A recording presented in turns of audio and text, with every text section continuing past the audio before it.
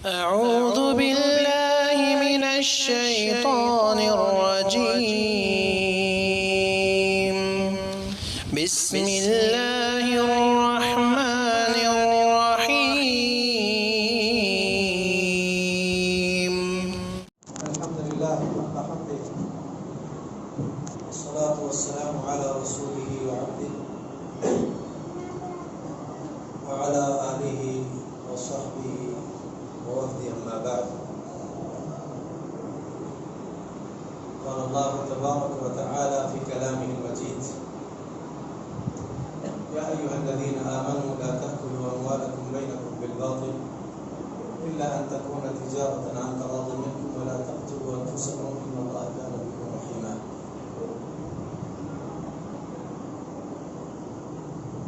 ایک پرلطف بات کے ذریعے میں اپنے موضوع کی طرف آتا ہوں. جو خالی جگہ ہے سب کو کرنے کی کوشش کریں. آپ سامنے آئیں.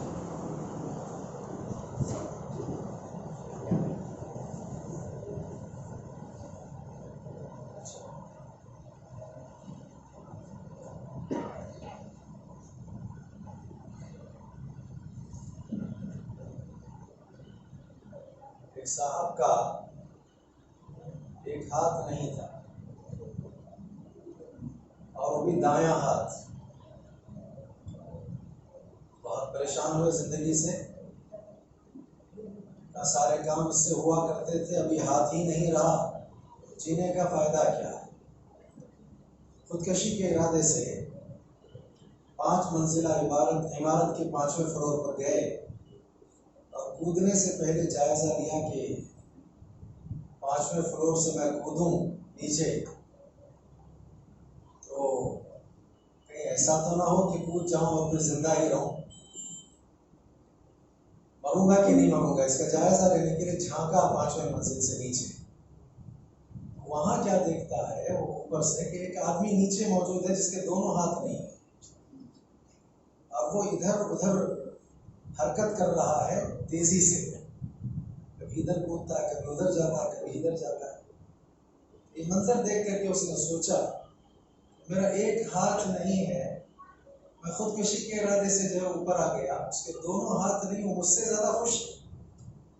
چلو چل کر کے نیچے اس کے پاس پہنچتے ہیں اور اس سے پوچھتے ہیں کہ دونوں ہاتھ نہیں پھر بھی تم اتنے خوش ہو, اسباب کیا ہیں, یہ خوشی تمہیں کیسے ہاتھ آئی. لہٰذا واپس آیا ہے, اس کو رکا کر کے وہ پوچھتا ہے کہ میرا ایک ہاتھ نہیں, میں خودکشی کے ارادے سے اوپر گیا اور جا کر کے دیکھتا ہوں تو تمہارے دونوں ہاتھ نہیں ہیں اور تم خوش نظر آ رہے ہو. کبھی ادھر کبھی ادھر, کبھی یہاں کبھی وہاں حرکت کر رہے ہو, اچھل کود کر رہے ہو. اس نے کہا ایک ہاتھ جو بطور نعمت آپ کے پاس ہے اس کی قدر کرو. میرے پاس دونوں ہاتھ موجود نہیں, اس وقت مجھے میرے کاندھے اور بغل کے حصے پر چوٹی کاٹ رہی ہے, میں اس کو جھڑا رہا ہوں. ہنسی کی بات آپ کو بظاہر نظر آتی ہے. زندگی ایک نعمت ہے اور اس زندگی میں بے شمار نعمتیں اللہ کی طرف سے انسان کو حاصل ہوتی ہیں, انسان کو ملتی ہیں. اتنی نعمتیں کہ وَإِن تَعُدُّوا نِعْمَةَ اللَّهِ لَا تُحْصُوهَا. انسان اگر نعمتوں کا احصاء کرنا چاہے, شمار کرنا چاہے تو نہیں کر سکتا. اس قدر نعمتیں اللہ عطا کرتے ہیں, لہذا نعمتوں کی قدر کرنا چاہیے بطور خاص زندگی کی, عمر کی. شیخ فرما رہے تھے کہ مال سے متعلق پوچھا جائے گا کمایا کہاں سے اور اسے صرف کہاں کیا. زندگی سے متعلق, عمر سے متعلق بھی پوچھا جائے گا. زندگی ہم نے دی تھی, کہاں اسے ختم, کہاں اسے جگ لگایا اور کہاں اسے ختم کیا, کیسے اسے مکمل کیا. بہرحال جی ویسے بھی آواز میری شیخ نے تو پورا بول بول کے ماشاءاللہ اس کو تھکا دیا ہے. اب میرے ساتھ کام ہی نہیں کرتا ہے, کیسے کرے, مشکل ہے. بہرحال دیکھیں, یہ خودکشی شریعت کی لغت میں جو ہے, شریعت میں اسے خودکشی کسے کہتے ہیں اور اصطلاح میں اور شرعاً خودکشی کسے کہتے ہیں, پہلے سے ہم سمجھیں گے. سب سے پہلی بات یہ ہے کہ قتل النفس بأي شيء, کسی بھی چیز سے آدمی اپنے آپ کو ہلاک کرے, نفس کو قتل کر دے, خود کا قتل کر لے، یہ لغت میں جو ہے خودکشی اس کو کہتے ہیں، اور شرعاً خودکشی کہتے ہیں کہ اس میں صرف 3 چیزوں کا اضافہ ہوا ہے شریعت کی اصطلاح میں۔ وہ یہ ہے کہ انسان مکلف ہے، دوسری بات یہ ہے کہ قصداً ارادتاً وہ ایسا کام کرتا ہے اور اس میں بھی بشیء کسی بھی چیز کا استعمال کرتا ہے اپنے آپ کو ہلاک کرنے کے لیے، اپنے آپ کو ختم کرنے کے لیے۔ 3 چیزیں ہو گئی، ایک تو مکلف ہے، غیر مکلف نہیں، دیوانہ مجنون پاگل بچہ نہیں، وہ مکلف نہیں، مکلف ہے اور تکلیف دیتا ہے قصداً اپنے جان کو، اپنے نفس کو، اپنے آپ کو، کسی بھی شے کے ذریعے۔ لوہا لے لیا، لوہے سے اپنی ہلاکت کر لی، چاقو کے ذریعے اپنے آپ کو ہلاک کر لیا، کسی بلند و بالا عمارت پر پہنچ کر کے، پہاڑی کی چوٹی پر پہنچ کر کے وہاں سے اپنے آپ کو گرا کر کے ہلاک کر لیا، یا کہیں آگ جل رہی ہے، زندگی سے پریشان ہو کر کے آگ میں کود گیا اور کود کر کے مر گیا، کسی بھی شے سے مکلف انسان قصداً ارادتاً اپنے آپ کو ہلاک کرتا ہے، اپنے آپ کو تباہ کرتا ہے، اپنا قتل کرتا ہے، زندگی سے ہاتھ دھو لیتا ہے، لہذا یہ خودکشی۔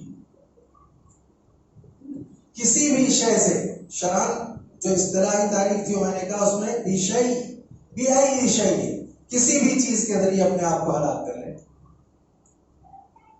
تو روایتوں سے یہ بات ثابت ہے کہ ایک آدمی جس چیز سے اپنے آپ کو ہلاک کرتا ہے، جہنم کی آگ میں اسی چیز سے اس کو سزا دی جائے گی، اسی سے اس کو عذاب دیا جائے گا، سزا سے دوچار کیا جائے گا۔ ایک طویل روایت کا مختصر سا ٹکڑا ہے جس میں اللہ کے نبی صلی اللہ علیہ وسلم نے اس کی طرف اشارہ کیا۔ اللہ کے نبی صلی اللہ علیہ وسلم نے فرمایا،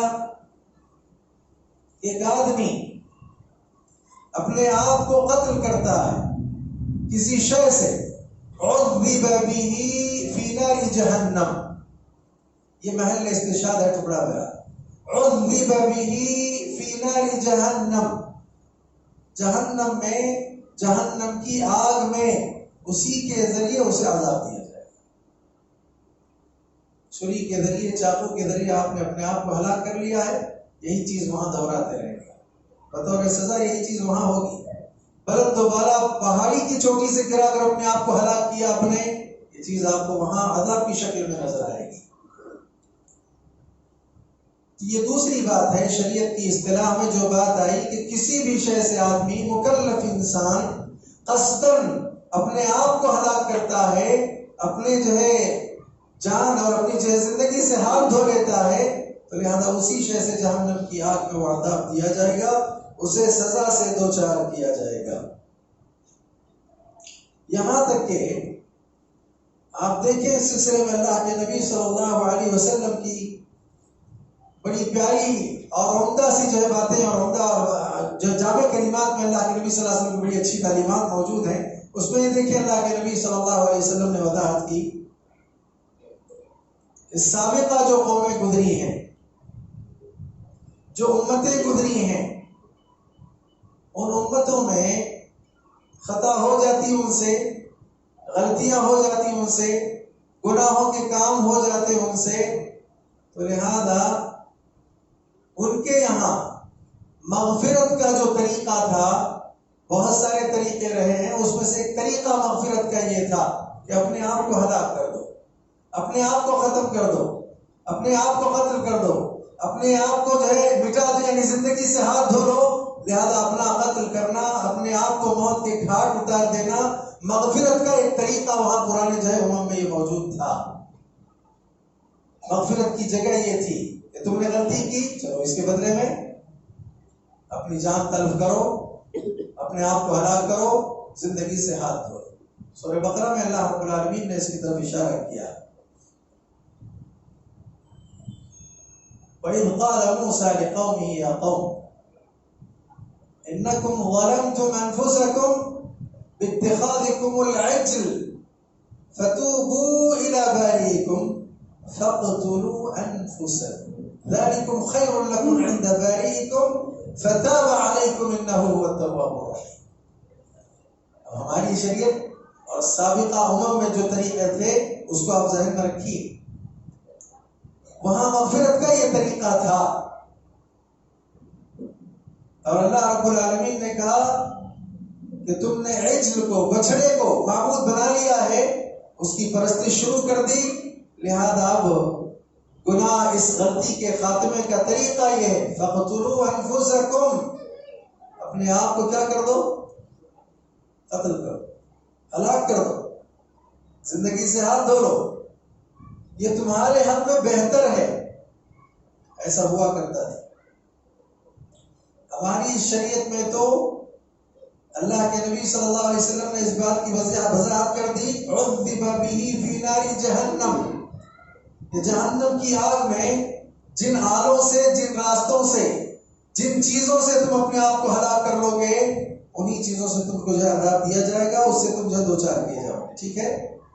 لیکن پرانی شریعتوں کا جب ہم جائزہ لیتے ہیں تو وہاں اس بات کا پتہ چلتا ہے کہ مغفرت کا ایک طریقہ ان کے یہاں یہ تھا کہ وہ کیا کرتے تھے؟ زندگی سے ہاتھ دھو لیتے تھے، خودکشی کر لیتے تھے. لیکن دوسری جانب اگر آپ غور کریں تو ایک اور بات آپ کو سمجھ میں آئے گی یہاں. وہ کیا؟ یہ قتل النفس جو ہے نا، سابقہ شریعتوں میں بھی اسے حرام کر دیا گیا تھا جیسے ہماری شریعت میں بھی حرام ہے. تو پھر دیگر جو امور ہیں اس کو بنیاد بنا کر کے ایک آدمی اپنے آپ کو قتل کرے، اپنے آپ کا قتل کرے، اپنے آپ کو ہلاک کرے، ایسی اجازت سابقہ شریعت میں بھی نہیں تھی. اس کو حرام کر دیا گیا تھا.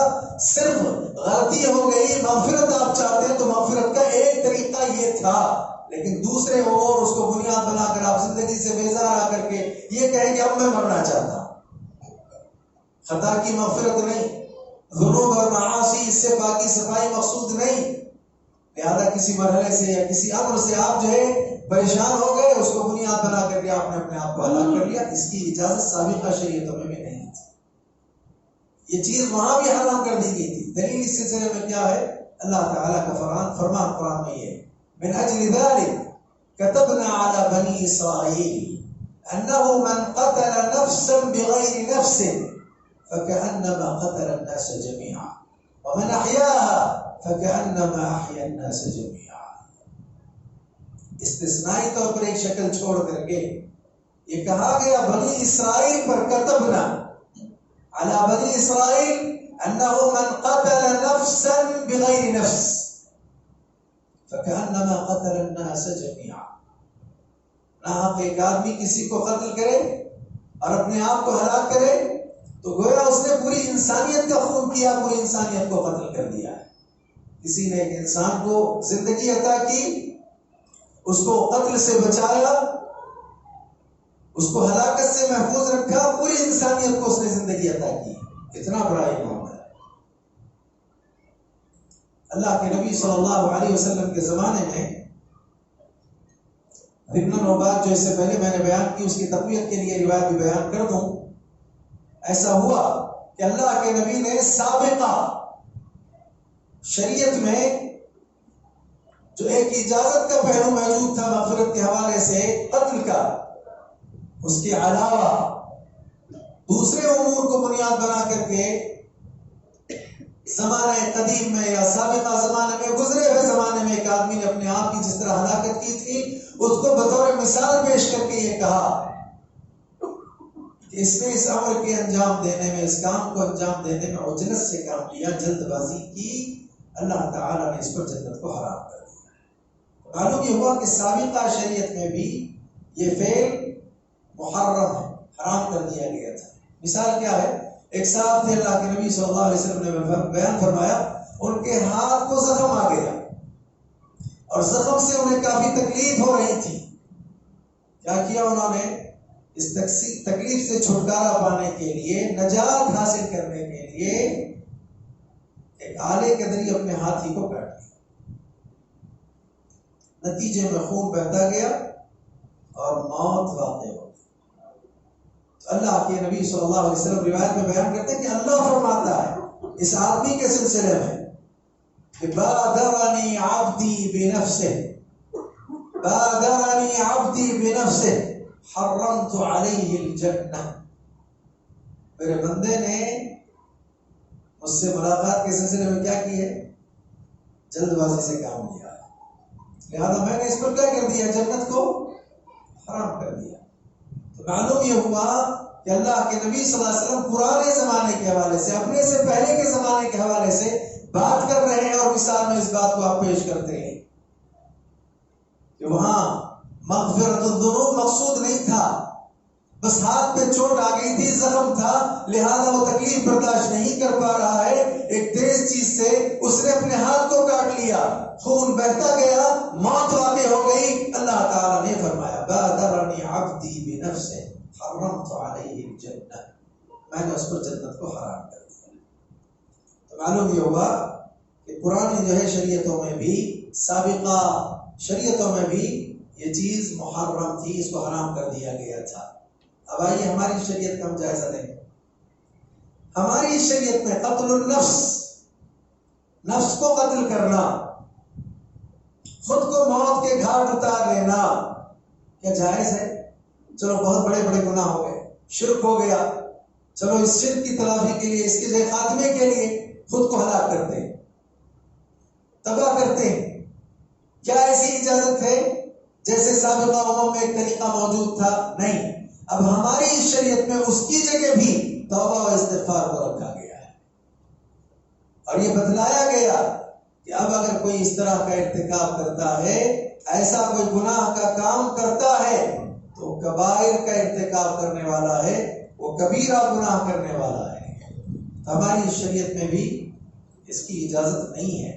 آپ توبہ کریں، استغفار کریں، بلکہ اس سلسلے میں آپ دیکھیں بہت اہم اور بنیادی بات یہ بتلائی گئی کہ جب قتل النفس کبیرہ گناہ ہے تو پھر زندگی، جان اور اپنی صحت اور اپنے آپ کی حفاظت یہ انتہائی ضروری ہے، اور اسلام یہی جو ہے تعلیم دیتا ہے، اور اسلام یہی سبق پڑھاتا ہے مسلمانوں کو، دنیا میں بسنے والے سارے انسانوں کو، کہ وہ اپنے آپ کی حفاظت کریں، وہ اپنی زندگی کو غنیمت جانیں۔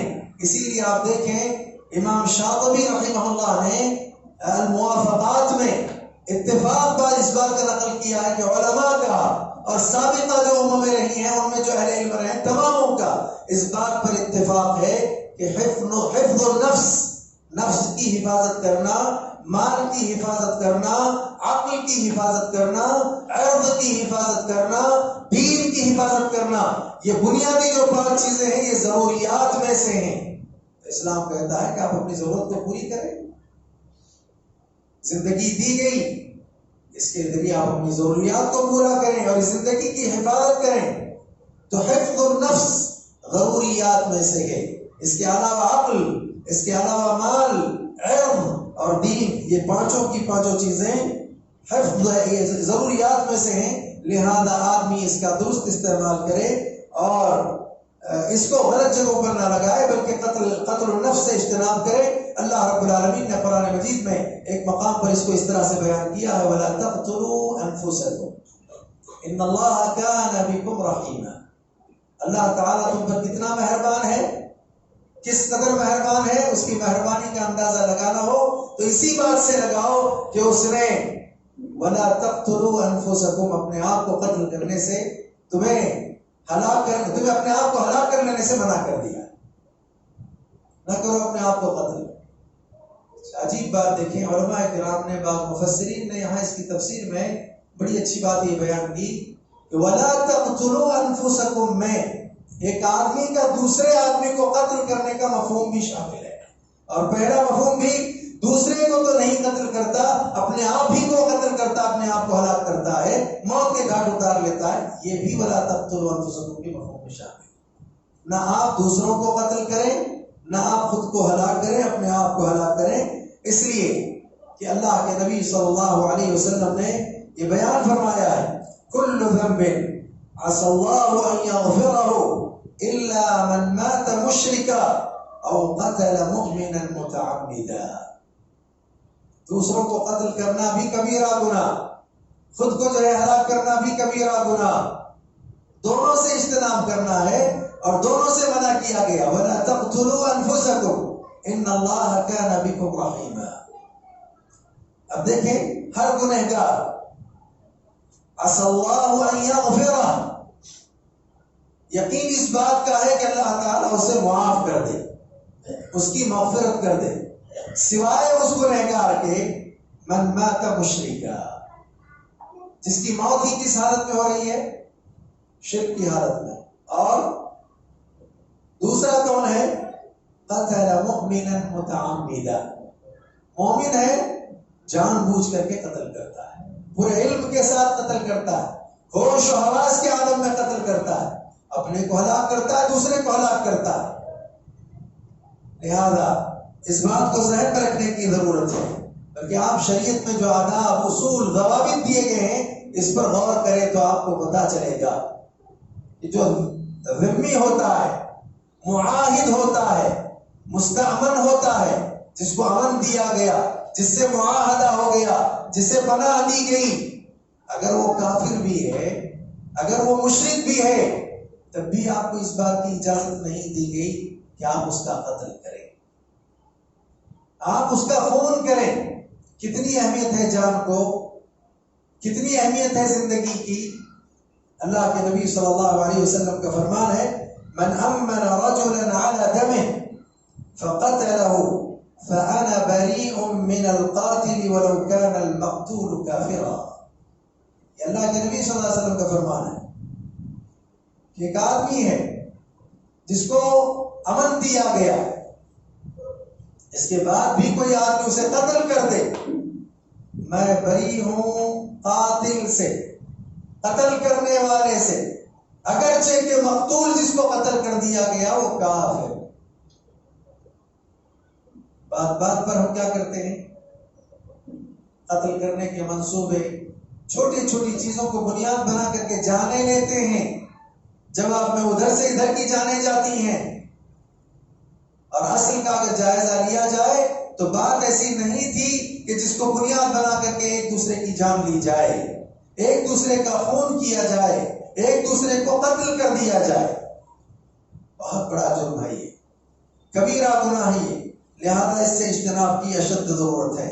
بلکہ ایک روایت اس طرح کی بھی ہے، اللہ کے نبی صلی اللہ علیہ وسلم فرماتے ہیں، من امن رجلا على دمه فقتله اعطی لواء الغدر یوم القیامہ، قیامت والے دن غدر کا جھنڈا اسے دیا جائے گا جس نے امن جس کو دیا گیا تھا اس کو قتل کر دیا ہے۔ لہذا ناحق قتل کرنا ٹھیک ہے، شریعت میں گنجائش کا پہلو موجود ہے کہ اگر آپ کسی کو قتل کرنا چاہتے ہیں، عمارت شریعہ موجود ہے اور فیصلہ آ چکا ہے، تو ایسی صورت میں اگر قتل کرنے کا حق موجود ہے تو ایسی صورت میں وہاں اس کی اجازت موجود ہے۔ وہ بھی 3 صورتیں ہیں، لہذا اس کی تفصیل میں میں جانا نہیں چاہتا، بس یہ بتلانا ہے کوئی ذمہ ہے، معاہد ہے، مستأمن ہے، لہذا اس کو بھی قتل کرنے کی شریعت میں اجازت نہیں ہے۔ بلکہ آپ یہ دیکھیں اللہ کے نبی کا ایک بڑا پیارا فرمان اس سلسلے میں یہ ہے، من قتل معاہدا لم یرح رائحۃ الجنہ، معاہد کو اگر کوئی قتل کر دیتا ہے تو اسے جنت کی خوشبو بھی نصیب نہیں ہوتی۔ جنت میں جانا تو کجا، جنت میں جانا تو دور کی بات، وہاں اس کا دخول تو دور کی بات ہے، اسے اس کی خوشبو بھی نصیب نہیں ہوتی، اتنا بڑا نقصان ہے۔ لہذا قتل النفس کبائر جو ہے کبیرہ گناہوں میں سے ہے، اسی لیے آپ دیکھیں اللہ کے نبی صلی اللہ علیہ وسلم نے بیان فرمایا، الکبائر الاشراک باللہ وعقوق الوالدین وقتل النفس۔ بلکہ اور ایک ٹکڑا آگے بھی اللہ کے نبی نے بیان کیا، وہ یمین الغموس، اس کا بھی آپ نے تذکرہ کیا۔ بڑے بڑے جو گناہ ہیں ان بڑے بڑے گناہوں میں سے، کبیرہ گناہوں میں سے یہ بھی ہے کہ ایک آدمی اللہ کے ساتھ، اس کی ذات میں، اس کے صفات میں، اس کے حقوق میں، اس کے اسماء میں دوسروں کو شریک کرے، شامل کرے، بڑا گناہ ہے۔ ماں باپ کی نافرمانی کرے، اور ساتھ ہی ساتھ قتل النفس، اپنے نفس کا قتل کرے، یہ بہت کبیر بڑا گناہ ہے، لہذا اس سے اجتناب کرنے کی ضرورت ہے. چلیے اسباب ڈھونڈتے ہیں. کیا اسباب ہیں کہ جس کی وجہ سے ایک آدمی اپنے آپ کو ہلاک کرتا ہے, موت کے گھاٹ اتار لیتا ہے, مر جاتا ہے, خودکشی کر لیتا ہے؟ اسباب کیا ہیں؟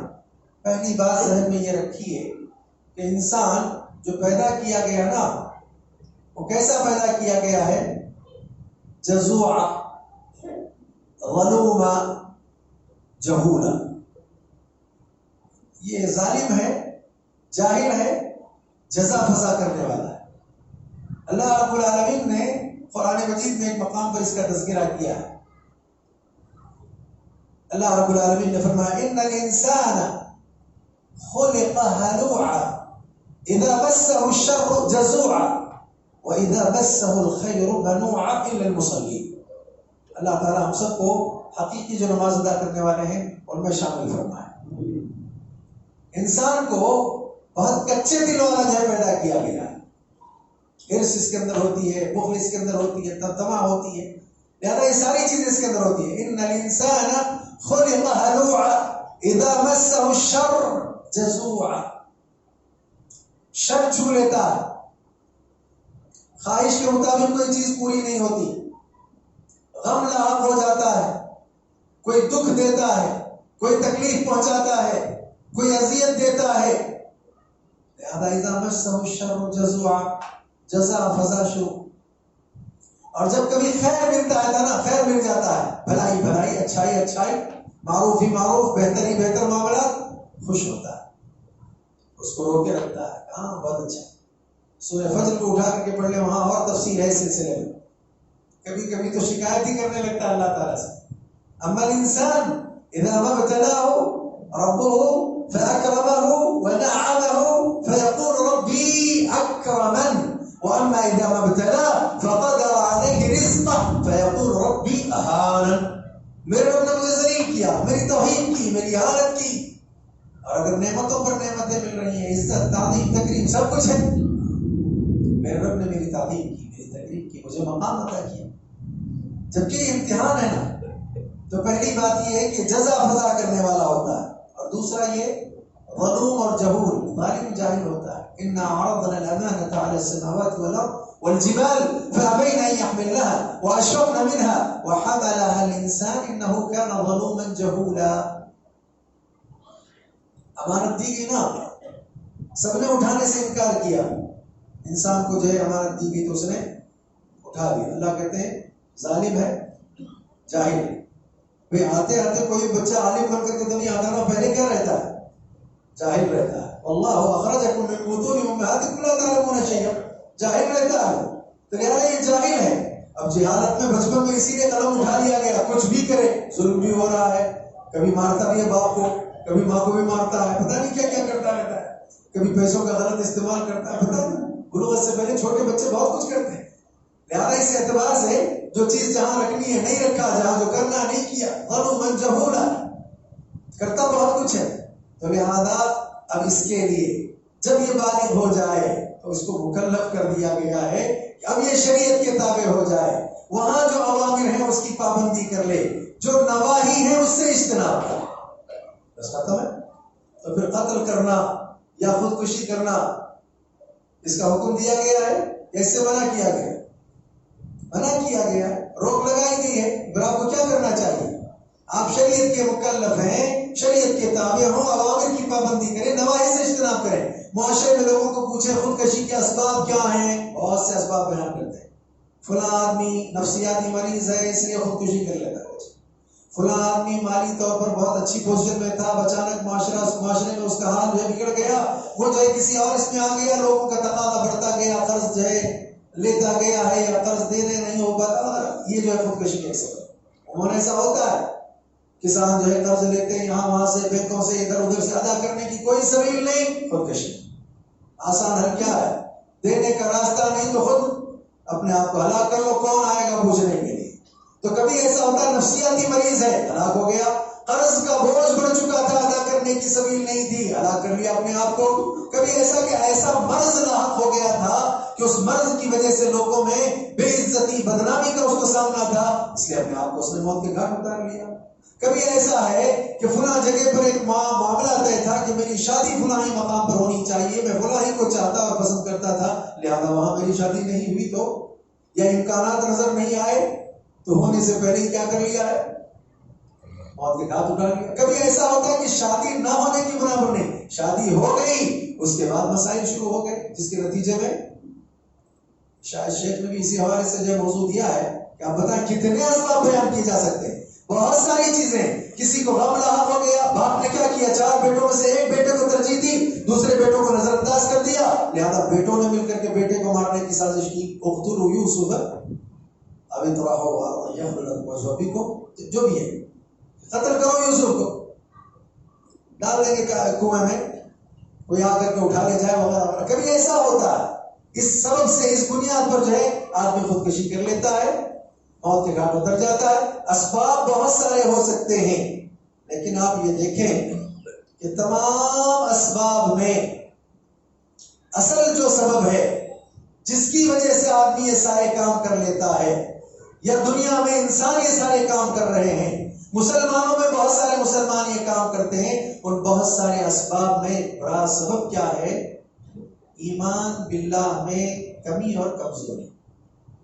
جتنا عقیدے میں پختگی آتی جائے گی نا، اللہ پر ایمان جتنا قوی ہوتا جائے گا، اتنا آپ اللہ کو راضی کرنے والے کام کریں گے، اور اللہ کو ناراض کرنے والے کاموں کو آپ چھوڑ دیں گے۔ بھئی اگر آپ اپنے آپ کو ہلاک کرتے سے اللہ راضی ہے کہ اللہ ناراض ہے، اللہ تعالیٰ راضی ہے، تو پھر کیوں آپ قتل کریں اپنے آپ کو؟ تو یہ اسباب میں سے بڑا سبب یہ ہے کہ ایمان باللہ نہ ہونا۔ ایک تو مکمل طریقے سے اللہ پر ایمان نہیں، دوسرا ہے ایمان لیکن اس میں کمی اور کمزوری واقع ہو گئی، جس کے نتیجے میں آدمی اس طرح کے فیصلے کرتا ہے۔ اور کبھی ایسا ہوتا ہے کہ اللہ تعالیٰ سے حسن ظن نہ ہونا، یہ بھی ایک سبب ہے۔ بھئی آپ کسی صاحب کے پاس مسئلے کے حل کے لیے جاتے ہیں، کس تصور کو لے کر کے؟ حسن ظن کو، کہ میرا اچھا گمان یہ ہے کہ جاؤں گا بتاؤں گا تو یہ میرا مسئلہ حل کر دیں گے۔ جہاں سارے مسائل حل ہوتے ہیں، جہاں سے اس کے ساتھ آپ کا حسن ظن نہ ہو، کتنی عجیب بات ہے۔ اللہ تعالی ہر مشکل مسئلے کا حل، ہر مشکل مسئلے میں، ہر مشکل گھڑی میں آپ کے لیے مسائل سے نکلنے کا حل اللہ تعالیٰ کے پاس نکلتا ہے، اللہ تعالیٰ کے پاس سے آتا ہے، لہذا آپ اللہ تعالیٰ سے حسن ظن رکھیں۔ ایک بڑا سبب یہ بھی ہے کہ اللہ تعالیٰ سے حسن ظن نہ ہونا۔ ایک تیسرا بڑا سبب کیا ہے، جہالت کی وجہ سے۔ میں نے کہا نا، جاہل تو ہیں، جہالت میں آئے، اسی جہالت میں جیتے رہنا ہم پسند کرتے ہیں، چاہتے ہیں کہ میں ایسے ہی رہیں، جس کے نتیجے میں شیطان کا غلبہ اور نفس امارہ کا غلبہ ہوتا ہے۔ نتیجے میں آدمی کیا کرتا ہے، خودکشی کے لیے تیار ہو جاتا ہے۔ ایسے بہت ساری چیزیں ہیں۔ علاج کے طور پر 2-4 علاج بتا کر کے اپنی بات کو میں ختم کر رہا ہوں۔ علاج میں سب سے پہلا علاج یہ ہے کہ مسلمان بطور خاص کوشش کریں اس بات کی کہ عقائد میں پختگی آتی جائے اور منہج جو ہے صحیح ہو، اسلام کا صحیح فہم انہیں حاصل ہو۔ اس طرح کی مجالس قائم کرتے رہیں تو اس کا بڑا فائدہ ہوگا۔ اور دوسرا علاج میں یہ کہ نفع اور ضرر کا کامل مالک، کامل جو ہے اختیار یا مختار کل کس کو سمجھیں، اللہ تعالیٰ کو۔ نفع اور ضرر اللہ تعالیٰ کی جانب سے ہے۔ اور تیسری بات یہ ہے کہ حسن الظن باللہ، اللہ تعالیٰ سے اچھا گمان ہمیشہ رکھیں کہ اللہ تعالیٰ بہتر ہی کرے گا، اللہ تعالیٰ اچھا کرے گا۔ اور تقدیر پر ایمان آپ کا قوی ہونا چاہیے کہ خیر اور شر کے فیصلے کس کی طرف سے ہوتے ہیں، اللہ تعالیٰ کی طرف سے ہوتے ہیں۔ تو لہذا اگر آج میرے لیے ایک آزمائشی گھڑی ایسی آ گئی تو میں اتنا بڑا قدم نہ اٹھاؤں کہ جس کی وجہ سے میری جان تلف ہو، میری جان چلی جائے اور لوگوں کے لیے مسائل پیدا ہوں۔ بعد میں جن کے مسائل، جن کے ضروریات میرے ذمہ تھے، ان کے لیے بھی پریشانیوں کا سامنا ہو۔ اس طرف توجہ دینے کی ضرورت ہے۔ اسی لیے اللہ کے نبی نے فرمایا، لا يموتن احدكم الا وهو يحسن الظن بالله، موت تم میں سے کسی کو نہ آئے مگر اس حال میں کہ وہ اللہ تعالیٰ کے ساتھ کیسا گمان رکھنے والا ہو، اچھا گمان۔ ہمیشہ اللہ تعالیٰ کے ساتھ اچھا گمان رکھیے، اللہ تعالیٰ خیر کے فیصلے کریں گے۔ اور چوتھی بات یہ ہے، یہ بات ضرور ذہن میں رکھیں، من یرد اللہ بہ خیرا یصب من، جس کے ساتھ اللہ خیر کا ارادہ کرتے ہیں اس کو آزمائشوں سے دوچار کرتے ہیں۔ غم آ گیا، پریشانی آ گئی، کسی مصیبت میں آپ گر گئے تو کم از کم آپ کو یہ سوچنا چاہیے کہ اللہ خیر کا ارادہ جس کے ساتھ کرتے ہیں اس کو کیا کرتے ہیں، پھر اس آزمائش کو آپ یہ شکل دیجیے نا کہ میرے ساتھ اللہ تعالیٰ کون سا ارادہ کر رہے ہیں؟ خیر کا ارادہ کرتے ہیں. وہ خیر کا تصور ذہن سے نکال کر کے آپ خودکشی کا ارادہ کر لیں اور زندگی سے ہاتھ دھو لیں، یہ عقل مندی نہیں ہے. تو من یرید اللہ بہ خیرا یصب منہ، جو بھی جو ہے آدمی جو ہے خیر جو ہے مطلب کہ مصائب میں گرا ہے، اسے ذہن میں رکھنا چاہیے کہ اللہ تعالیٰ نے اس کے ساتھ خیر کا ارادہ کیا.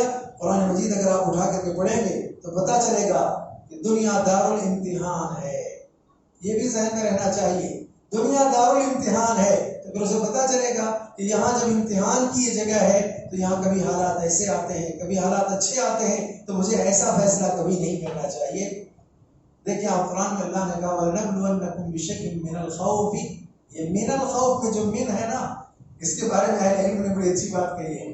تمہیں ضرور آزمایا جائے گا بِشَيْءٍ من الخوف، من کامل نہیں، کچھ خوف میں سے پورا خوف دے کر کے نہیں، کچھ خوف دے کر، بھوک میں سے پورا بھوکا رکھ کر کے نہیں، کچھ بھوکا رکھ کر کے، ہے نا.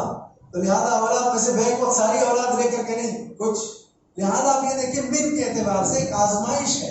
دنیا امتحان کی جگہ ہے. یہاں اس امتحان کی جگہ میں ایسا ہوتا ہے، کبھی آدمی کے لیے اچھے دن آتے ہیں اور کبھی اچھے دن کا مطلب یہ ہے کہ برے دن اور دن تو سب ٹھیک ہی رہتے ہیں. اس کے اپنے اوپر حالات کچھ ایسے آتے ہیں کہ جس کی وجہ سے وہ یہ کہتا ہے کہ میرے لیے برے دن ہے. لہذا آزمائش ہوتی ہے، امتحان ہوتا ہے. آخری بات اس سلسلے میں ذہن میں یہ بھی رکھیں کہ صرف اور صرف اہل ایمان کے لیے خوشخبری ہے دین میں، اسلام میں اور ایمان میں. عجبا لامر المؤمن، مومن کا معاملہ انتہائی تعجب خیز، سارے معاملات اس کے بہتر ہی بہتر ہے. اس بات کو، اس حدیث کو ذہن میں رکھنے کے بعد تو کبھی ایسی جسارت کرنی ہی نہیں چاہیے کہ ہم خودکشی کریں، ہم اپنے آپ کو ہلاک کریں. کیا کہا اللہ کے نبی صلی اللہ علیہ وسلم نے؟ اگر اسے کوئی تکلیف چھوتی ہے، پریشانی کا اس کو سامنا ہوتا ہے، اس پر اگر وہ صبر کر لے جاتا ہے تو یہ اس کے حق میں بہتر ہے. نعمتیں ہی نعمتیں ملتی ہیں اور اس پر وہ شکر بجا لاتا ہے تو اس کے حق میں بہتر ہے. اور یہ صرف مومن کے لیے ہے. ظاہری بات ہے اس میں کافر، مشرکین، یہود، اہل نصارہ، اہل کتاب اس میں نہیں آتے. تو اس حوالے سے اس بات کو بھی ذہن میں رکھنے کی ضرورت ہے. ہمیشہ اس بات کو بھی یاد رکھیں اس دنیا میں کہ دوسروں کو جو اپنے سے کمتر ہیں ان کو ہمیشہ دیکھتے رہنا چاہیے. آپ نے اپنا غم اپنے سامنے رکھا، خودکشی کا فیصلہ کر لیا. آپ نے اپنے مسائل اپنے سامنے رکھے، خودکشی کا فیصلہ کر لیا. آپ سے بھی کہیں زیادہ اس دنیا میں آزمائشوں میں گھرے ہوئے لوگ موجود ہیں. میں نے کہا نا، ایک ہاتھ نہیں تو اوپر ہے، نیچے کون ہے؟ جس کے دونوں ہاتھ نہیں وہ بھی تو ہے نا، جس کے دونوں پیر نہیں وہ بھی تو ہے نا. پھر آپ اپنے آپ کو تو دیکھیے کہ میں اس سے کہیں زیادہ بہتر ہوں، تو لہٰذا اتنی سی بات پر میں اتنا بڑا فیصلہ کر لے جاؤں، یہ عقل مندی نہیں ہے، بلکہ اپنے آپ کو ہلاکت کی طرف لے جانا ہے، تباہی کی طرف لے جانا ہے. آخری بات اس سلسلے میں جو بیان کرنی وہ یہ ہے کہ جہل ہمارے اس میں سے ختم ہو جانا چاہیے.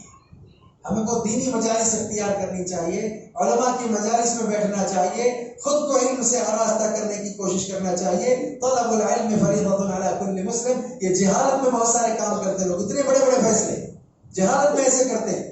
حقیقی علم ہوگا، درست علم ہوگا تو علم رہنمائی کرے گا، لہذا اس رہنمائی میں وہ کبھی ایسے غلط اقدام اور غلط قدم نہیں اٹھائیں گے. اور آخری بات یہ ہے جلد بازی سے ہمیشہ اجتناب کیجیے. ذرا ادھر کیا غصہ آیا، جلد بازی سے فیصلہ، جلد بازی بالکل نہیں. اور یہ مشرکین کا طریقہ ہے، یہ مشرکین کی سنت ہے. وَيَسْتَعْجِلُونَكَ بِالْعَذَابِ، عذاب کے بارے میں جلد بازی کرتے، لاؤ جلدی لاؤ جلدی لاؤ. لہذا جلد باز نہیں ہونا چاہیے، اجرت سے کام نہیں لینا چاہیے، ہمیشہ اس سے گریز کرنا چاہیے. صبر اور تحمل اس کے بڑے فوائد ہیں اور اجرت کا بڑا نقصان ہوتا ہے. تو جلد بازی نہ کریں. اور آخری بات یہ ہے کہ کبھی بھی مایوس نہ ہو زندگی سے. آدمی مایوس ہوتا ہے، اللہ کی رحمت سے مایوس نہیں ہونا چاہیے. لا تقنطوا من رحمت اللہ ان اللہ یغفر الذنوب جميعا انہ هو الغفور الرحیم. لہذا ہر مسئلے کا حل جہاں سے تلاش کرنا ہے وہاں سے تلاش کریں. اللہ کی ذات ہے، وہاں سے سارے مسائل کے حل نکلتے ہیں. یہ امتحان ہے، کبھی ایسا ہوتا ہے. تو لہذا عجلت سے کام نہ لیں اور ساتھ ہی ساتھ مایوس نہ ہو. آخری بات، جیسے آپ پر مشکلات آئے، جتنے بھی بڑی قسم کی آزمائشیں کیوں نہ آئے آپ کے پاس، صبر کو لازم. دیکھیں آپ قرآن میں اللہ نے کیا کہا، فاصبر कमा सबर उलुल अज़्मी मिनर रसूल, नबी से कहा जा रहा है। और उसमें भी कैसी अजीब बात यह है कि हजरत खब्बाब आ गए, आकर के कहते हैं ये देखिए दुश्मनों ने क्या हाल कर दिया है, हाथों से खून रिस रहा उनको निकल रहा है, और अल्लाह के नबी काबा की दीवार पर टेक लगाए हुए हैं, आकर दिखा कहते देखिए दुश्मनों ने क्या हाल किया, अला तस्तंसुरु लना अला तदउ लना, हमारे लिए अल्लाह से आप दुआ नहीं करेंगे, आप हमारे लिए अल्लाह से मदद नहीं चाहेंगे। तो अल्लाह के नबी वो दीवार को टेक लगाए थे ना, उठ करके बैठ देखा ऐसा। अब देखिए अल्लाह के नबी कितनी बड़ी बात कर रहे हैं। ये सारे वाक़ियात सुनने समझने और पढ़ने के बाद हो ही नहीं सकता कि एक मोमिन कभी मोमिन हो, उसके पास पुख्ता इल्म हो, अकीदा ठीक हो, वो अल्लाह को अपना खालिक मालिक राज़िक समझता हो, नफा नुकसान का मालिक समझता हो और खुदकुशी करने के लिए तैयार हो जाए। हो ही नहीं सकता। चाहे जैसी मुश्किलात आए वो सब्र करेगा, बर्दाश्त करेगा। क्या कहा नबी ने? कहा तुमसे पहले अहले ईमान पर ऐसे हालात भी आए कि किसी के लिए गड्ढा खोदा गया, उस गड्ढे में उसको उतारा गया और उतार करके आरा लेकर के उसके सर से, जिस तरह कभी हमारे यहाँ बच्चे गन्ना जो है सख्त नहीं टूटता है तो क्या करते हैं, वो कोई जो है दराती बिराती लेकर के उसको क्या करते हैं, मार मार करके दो छिल करके उसको दो टुकड़े का आरे के जरिए उसके जिस्म के दो टुकड़े कर दिए गए। और कभी ऐसा हुआ है लोहे की कंघियां ली गई, जिस्म में गोश्त के अंदर उसको उतार करके खींचा गया है, हड्डी और गोश्त दोनों अलग होते गए। इतनी आजमाइशें, इतने मसाइब आने पर भी उन्होंने सब्र कर लिया। वलाकिन्नकुम कुंतुम तस्तअजिलून, तुम जल्दबाजी कर रहे हो। देखिए अब हमारे यहाँ जल्दबाजी कितनी है। बाप कहे सब्र कर लो, अजीब मसला है, बदअकीदगी का आलम, तुम्हें वास्ता फुला का जहालत का आलम। देखिए क्या है, कैसी जहालत है। लिहाजा बाप कहे कि नाम आयशा है, बाप कहे कि तुम मुसलमान हो, बाप कहे कि ऐसा नहीं हो सकता, बाप कहे कि मैं भेज रहा हूं, सब कुछ होने के बाद भी अपने आप को मौत की घाट उतार देना, तो जल्दबाजी इसके बड़े नुकसानात हैं। इसीलिए कुरान में अल्लाह ने कहा फस्बिर कमा सबरा उलुल अज़्म मिनर रसूल, नबी से अल्लाह कह रहे आप भी ऐसे सब्र कीजिए जैसे कौन, उलुल अज़्म पैगंबरों ने सब्र किया। लिहाजा ये सारे इलाज जो मैंने बतलाए हैं इनको ज़हन में रखिए। इंशाअल्लाह आइंदा फिर कभी इस तरह के मौज़ूआत पर गुफ्तगू होगी। आज के लिए इतनी बातें जो मैंने बयान की मेरे अपनी ज़ात के लिए, आप तमाम के लिए काफ़ी वाफ़ी हैं। अल्लाह ताला से दुआ है कि जुमला बातों को याद रख करके अल्लाह ताला अवामिर की हमें पाबंदी करने और नवाहिश से इज्तनाब करने की अल्लाह तौफीक अता करे। हम तमाम के बैठने को सुनाने को अल्लाह कबूल फरमाए। व आखिर दअवाना अल्हम्दुलिल्लाह। और मज़ीद वीडियोस को देखने के लिए आप हमारे YouTube चैनल को सब्सक्राइब करें। फजज़ाकुमुल्लाहु खैरन।